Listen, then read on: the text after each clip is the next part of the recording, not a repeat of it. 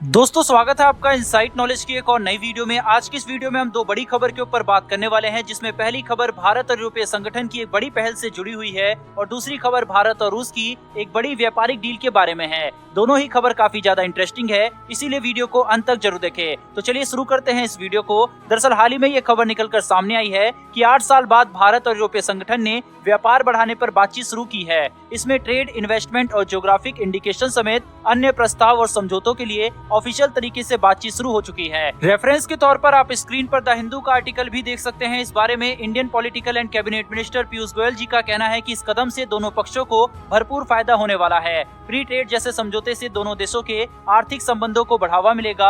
आपकी जानकारी के लिए बता दें कि भारत ने 2007 में 27 देशों के आर्थिक ब्लॉक के साथ द्विपक्षीय व्यापार और निवेश समझौते पर बातचीत शुरू की थी, लेकिन वाहनों पर सीमा शुल्क जैसे मुद्दों पर दोनों पक्षों की बीच सहमति नहीं बन पाई थी, जिसके चलते 2013 में ये बातचीत ठप हो चुकी थी। वहीं पर भारत और यूरोपीय संगठन ने 17 जून को 8 साल के लंबे वक्त के बाद औपचारिक रूप से व्यापारिक समझौतों पर फिर से बातचीत शुरू कर दी है। पीयूष गोयल जी ने कहा है कि वह भारत और यूरोपियन देशों के बीच एक निष्पक्ष और संतुलन मुक्त व्यापार के समझौते पर बातचीत के लिए ब्राजील गए थे। पिछले कुछ महीनों में भारत के द्विपक्षीय व्यापार में काफी बढ़ोतरी देखने को मिली है। उन्होंने बताया कि इन 3 समझौतों के बाद अब छूटी रही संभावनाओं को भी सही से इस्तेमाल हम करेंगे। इन 3 समझौते ट्रेड, इन्वेस्टमेंट और जियोग्राफिकल इंडिकेशन से संबंधित है। रिपोर्ट्स के मुताबिक भारत और यूरोपियन यूनियन की इस पहल का मुख्य कारण ये बताया जा रहा है कि भारत आधुनिक उत्पादों पर दुनिया के साथ जुड़ना चाहता है और उन क्षेत्रों को देखना चाहता है जहां वह नई तकनीक और इन्वेस्टमेंट के मामले में फायदा उठा सके। साथ ही भारत के वैश्विक बाजार में बढ़ते जलवायु को देखते हुए यूरोपीय संगठन और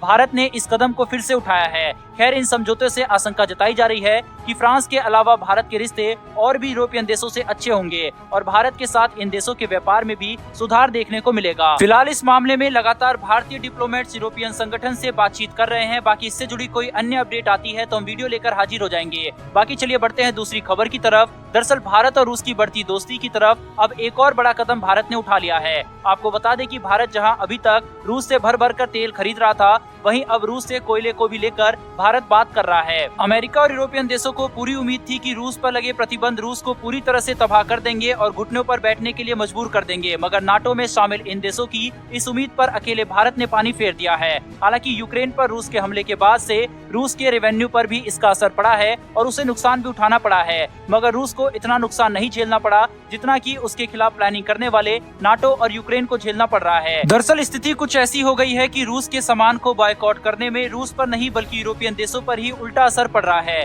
दोस्तों, बात अगर नाटो में शामिल देशों की पॉपुलेशन की करे तो वह 88 करोड़ जो कि 100 करोड़ तक भी नहीं है। अब ऐसे में रूस के गुड्स को बॉयकॉट करने से इनके लिए एक नई मुसीबत खड़ी हो गई है। बॉयकॉट के कारण रूस के कच्चे तेल, नेचुरल गैस और कोयले की डिमांड वैश्विक बाजार में तो काफी ज्यादा बढ़ गई है। बाकी रूस के अलावा जो भी देश इन सब पदार्थों को एक्सपोर्टर हैं, उन्होंने रूस पर लगे प्रतिबंधों के कारण अपने प्राइसेस बढ़ा दिए हैं, जिससे अब सभी यूरोपियन देशों को महंगे में तेल और नेचुरल गैस खरीदना पड़ रहा है। इसकी वजह से अब इन देशों में इन्फ्लेशन रेट काफी तेजी से बढ़ रहा है। जहां पर नाटो ने रूस के क्रूड ऑयल और अन्य चीजों पर प्रतिबंध लगा दिया था, वहीं भारत और चीन, जिसकी आबादी दुनिया में सबसे ज्यादा है, उसने रूस पर होने वाले नुकसानों से उसे बचा लिया है। जो क्रूड ऑयल और नेचुरल गैस रूस पहले नाटो के देशों को बेचता था, वही क्रूड ऑयल उनसे भी ज्यादा मात्रा में भारत खरीद रहा है, जिससे रूस की बिक्री में गिरावट देखने को नहीं मिली है। साथ ही साथ रूस भारत के संग व्यापार पर भारी छूट भी दे रहा है। खबर निकलकर सामने आई है कि भारत अब रूस का कोयला भी खरीदेगा, जिस पर रूस भारत को 30% का डिस्काउंट भी देगा।